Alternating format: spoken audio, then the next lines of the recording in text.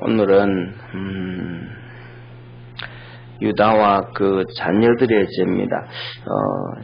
오늘 우리가 찬송을 395장 찬양을 했는데 그 내용 부분 중에 이렇게 보면 이 유다를 많이 생각하지 아니했었던가 그런 생각을 한번 해봅니다. 유다가 자기 형제들을 떠나서 결국 이제 아둘람 사람 히라에게로 갑니다. 아둘람 사람, 그러니까 아둘람에 사는 그 히라라는 거예요. 아둘람에 사는 히라. 이 아둘람이라는 곳은 우리가 이렇게 성경 안에서는 많이 알려지지 않은 곳인데 여기가 어디쯤이냐면 한 헤브론에서 우리가 너무 잘 아는 헤브론, 이 헤브론에서 한 20km 정도 떨어진 곳입니다. 그러니까 유다 땅이 나중에 이 땅이 이스라엘 백성이 가나안 땅 들어와서 12지파가 땅을 분배하잖아요. 그때 유다 지파는 땅을 분배 안 받아요. 유다 지파는 땅을 분배 안 받는 게 아니고 이 유다 지파에 우리가 잘 아는 가나안 땅을 들어온 출애굽을 하고 난 다음에 가나안 땅에 들어온 사람이 우리가 잘 아는 모세도 못 들어왔고 갈렙과 여호수아가 들어오잖아요. 갈렙이 유다 지파예요. 갈렙이 유다 지파인데 이 갈렙이 가나안 땅을 정탐한 곳이 바로 이 헤브론을 중심으로 해서 아둘람 이 지역이에요. 그래서 그것을 정탐하고 온 다음에 이 땅이 정말로 좋구나. 쉽게 말하면 뭐 땅이 좋다 이것 떠나서 그 지형이 요새와 같은 지형이에요.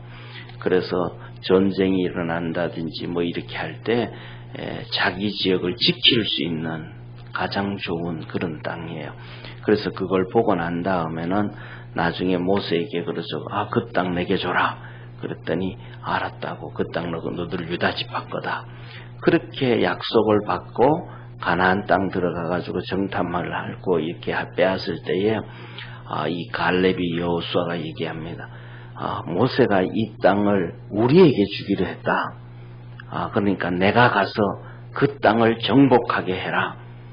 그래서 내 나이가 84세인데 아직도 칼을 들만 하고 그리고 40년 동안 하나님이 함께 하셨으므로 우리 성경에서는 이렇게 혹시라고 표현하는데 그 의미는 40년 동안 강야 40년 동안 나와 하나님이 함께 계셨으니까 이번에도 하나님 함께 계실 것이다. 그렇게 얘기를 합니다. 그랬더니 여호수아가 그렇게 하라 해가지고 갈렙이 84세 된 갈렙이 앞장을 서서 군사를 데리고 이제 이 헤브론 땅을 가서 정복을 합니다. 그래서 정복하고 난 다음에는 가장 가나안 땅 중에서도 이렇게 요새 같은 땅이니까 그걸 정복하고 난 다음에 그것이 이제 유다 땅이 됩니다. 이 헤브론, 그 다음에 오늘 여기 본문 나와 있는 유다가 내려가는 곳 아둘람, 이 헤브론에서부터 약 살짝 서북쪽으로 한 20km 정도 떨어져 있는 데가 아둘람이에요. 그래서 그 땅을 정복하고 난 다음에 그 땅이 유다 땅이 됩니다. 다른 지파들은 다 제비 뽑고 이렇게 해서 얻게 되는데 이 유다는 갈렙으로 인해 가지고 제비를 뽑은 땅이 아니고 자기 땅들을 정복해서 그 땅이 자기 땅이 되어집니다. 그리고 난 다음에는 성경에 그것을 정복한 이후에 가나안 땅에 평화가 임했더라 라고 하면서 더 이상 어느 지파 어느 족속들도 이스라엘 백성들에게 이렇게 싸움을 할 정도로 그렇게 되지 아니하는 그런 것을 여기가 바로 이 아둘람이에요. 그래서 이 아둘람이라는 우리나라 지역 우리하고 뭐라 그럴까 이 히브리인들 사고하고 같은 것들이 종종 있습니다.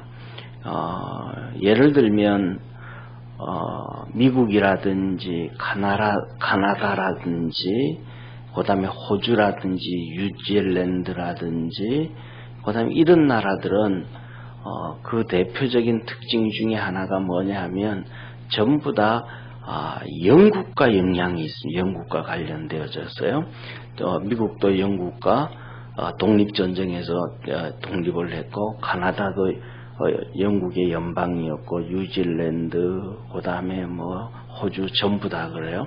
그러니까 이 영향 가운데서 그냥 가면, 그 사람들은 가면 그냥 영국에 있었던 지명들 이름 다 그냥 지입니다. 그래서 뭐냐, 특징 중에 하나가 가나다를 가도 뭐 조그만한 오클랜드가 있고, 뭐 미국에 가도 여기저기 오클랜드가 있고, 뉴질랜드 뭐 그다음에 호주 어디 가도 뭐 그런 이렇게 그 지역들, 영국에 있던 지역 이름들을 막 다 갖다 붙여요. 아마 그쪽에 있는 사람들이 먼저 와서 그러지 않았나 그런 생각을 한번 해보는데, 그런데 뭐냐 하면 우리나라 특징들 같은 경우에, 우리나라 같은 경우에는 지명 이름을 붙일 때 뭐 그냥 어디 가서 이렇게 지명 붙이는 거 아니잖아요, 그죠? 예, 그 지역의 특징을 좀 이렇게 봐요.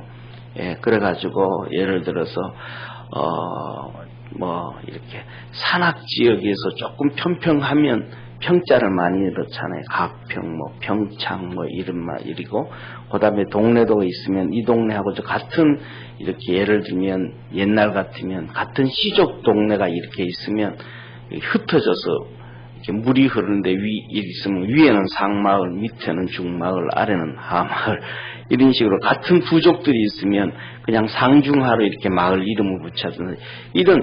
그다음에 또 뭐 이쪽에 가면, 경기도 가면 옥천이라는 동네가 있는 것 같아요. 그거는 물이 맑았는 것 같아요.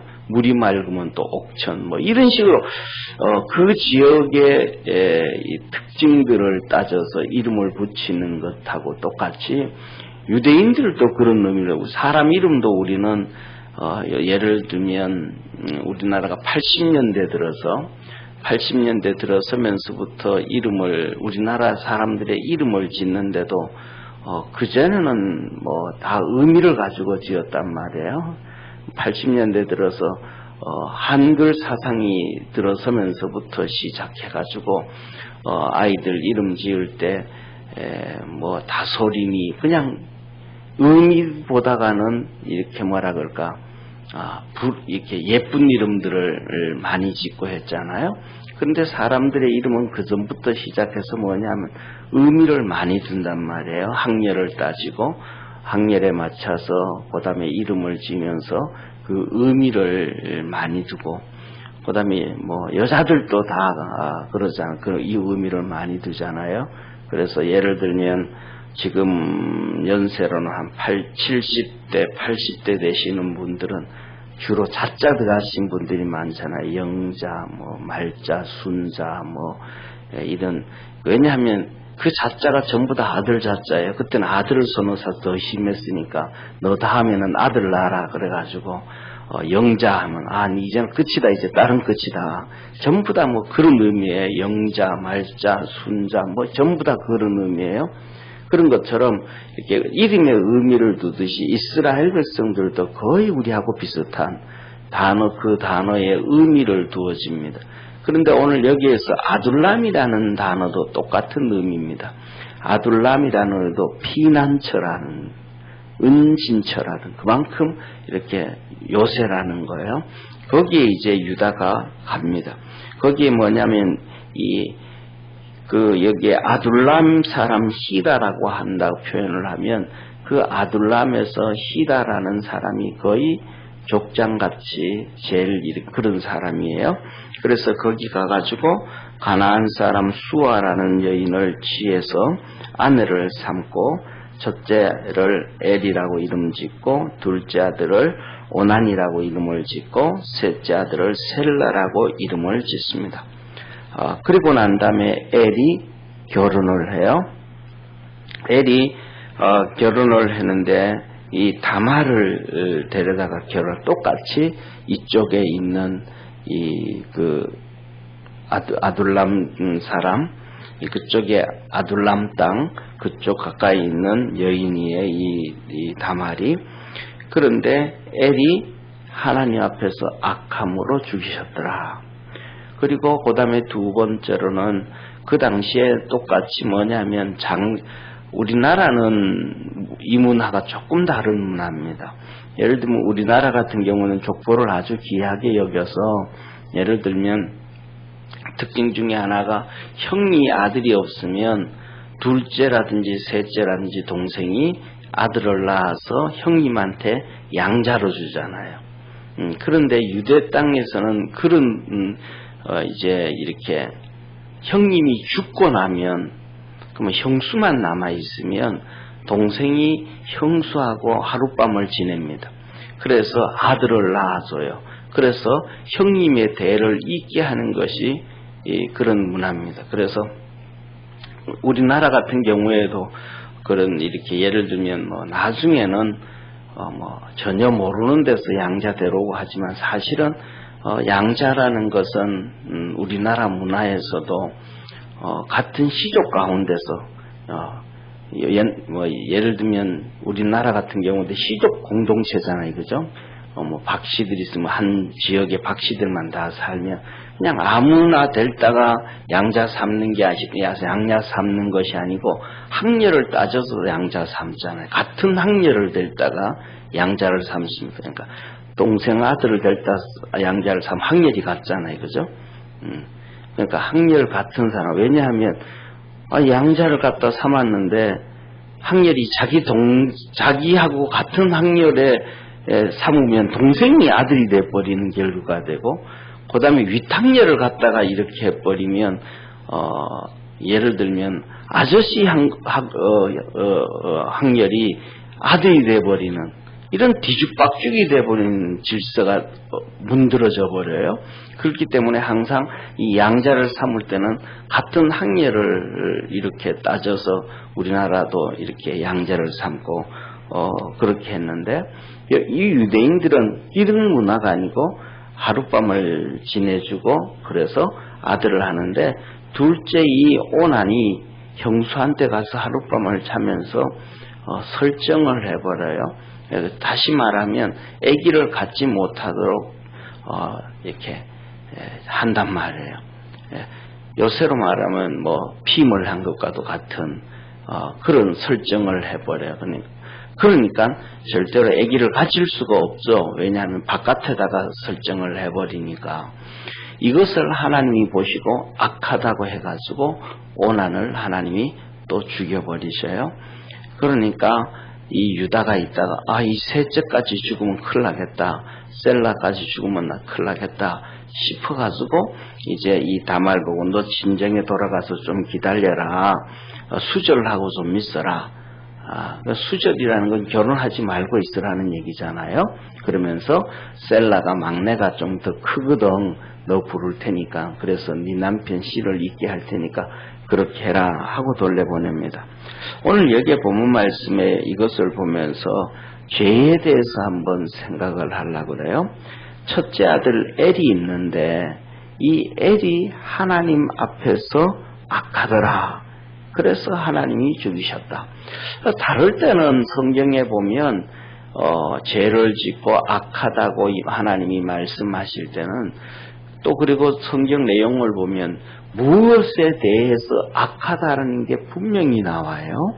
그런데 이 여기 엘에 대해서는 뭐가 악한지를 전혀 기록되어지지 않고 그냥 악함으로 하나님이 죽이셨다. 그렇게 얘기해요.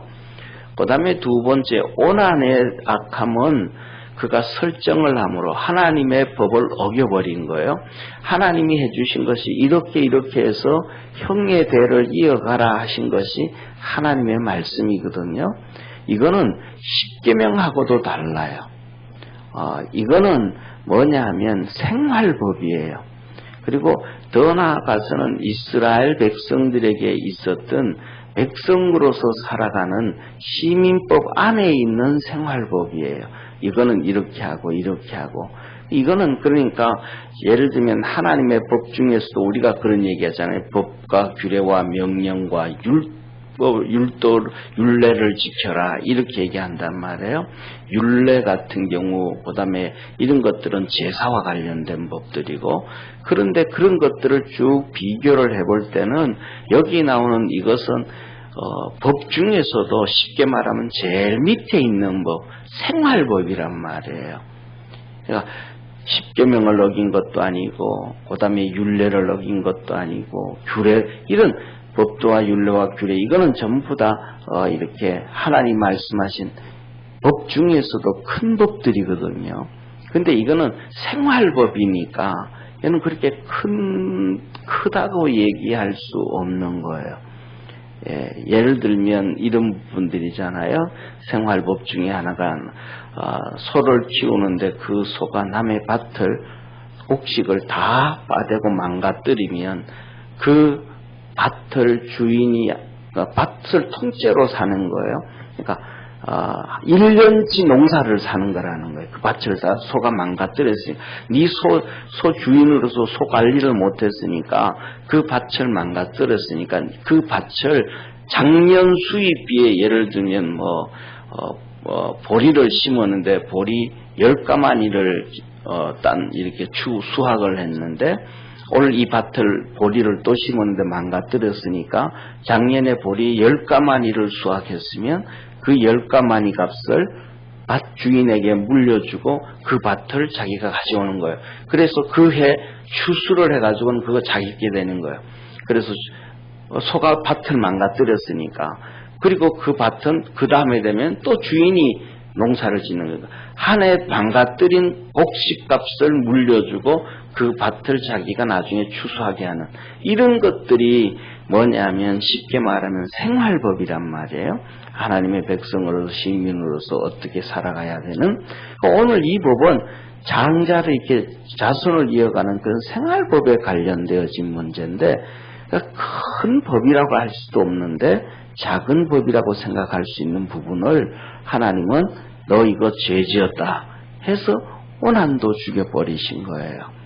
그리고 그 다음에 세 번째로는 이 유다도 네 그럼 수절하고 있어라. 이 말은 집에 가서 수절하고 있어라. 이 말은 우리말로 하면 네가 우리 집에 들어와서 우리 집을 망쳤다. 너가 있는 이상 우리 집이 잘 안 된다 하고 보내는 거나 같은 거잖아요. 그죠? 그러면 우리나라처럼 그냥 소박 맞게 하든지 쫓아보내든지 가서 그렇게 해라고 하면 될 텐데, 수절하고 있어라, 결혼 안 하고 있어라 약속해 준단 말이에요. 다말의 앞길을 막아놓고 있단 말이에요. 그러니까 이거는 이렇게 두 번째 유다가 또 하나의 죄를 짓게 되어진, 한 여인의 앞길을 막아버리는 또 하나의 죄. 이게 어디에서 나오냐 하면 유다가 자기 아들 엘이 악하다는 걸 모르는 거예요. 오난이 하나님 앞에 죄지었다라는 걸 모른 거예요. 그냥 표면적으로 보고 다말 때문에 우리 큰아들 엘이 죽었고 둘째 아들 오난이 죽었다고 착각하는 거예요. 그러니까 하나님 앞에서 악해서 하나님이 데려간 사건을 이 유다가 다말 탓을 하게 되어지는 상황이라 이 말이에요. 그러니까 유다도 또 한 번 죄를 짓는 거예요. 그래서 첫 번째 우리는 이 본 말씀 보면서 우리가 살아가면서 하나님 앞에서 죄를 멀리할 수 있는 그러한 믿음의 성도 되어지기를 바랍니다. 그래서 이 큰 죄가 아니고 하나님 말씀하신 그 큰 죄들에 대한 얘기가 아니고 생활법 중에 하나인데 그것도 하나님은 죄라 이렇게 말씀을 하시고 그것으로 인해 가지고 사람이 하나님 앞에서 징계를 받아요.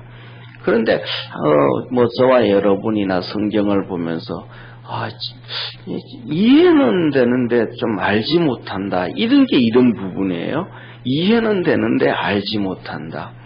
이래서 이래 죄지어서 하나님이 죽으셨구나 하고 알겠는데 이해가 안 되는 이해는 되겠는데 이렇게 하나님이 죽이셨다라고 이해는 되겠는데 알지 못하는 사건이라는 말은 하나님이 다른 데서는 이것보다가 더 큰 죄를 지었는데도 살려주시고, 이들에게는 큰 죄도 아닌 것 같은데 한번 경고하고 말이죠. 회개하기를 이렇게 바꿔도 될 것 같은데 죽여버리시고, 하나님의 그 뜻, 하나님의 의도하시는 이런 것들을 우리가 좀 이해하지 못하는, 알지 못하는 이런 경우들이 성경에 있어요. 오늘 이 부분 보면서 하나님이 꼭 이렇게 죽이셔야 됐는가, 이런 생각을 하게 돼요. 그러니까 이런 부분들은 성경을 읽으면서 이렇구나 하고 이해는 되지만은 알지 못하는 사건들은 결국은 저와 여러분이 하나님 앞에 가서 좀 그때 가보면 더 정확하지 않겠습니까? 그죠? 바울도 그러는 것 같아요. 그런 부분들이 있었던 것 같아요. 그래서 우리가 지금은 거울을 보는 것처럼 희미하게 하나, 오늘날 거울은 정말로 좋지만 그때는 이 구리, 동 있잖아요. 그죠? 그걸로 광을 내서 이렇게 보니까 잘 안 보이잖아요.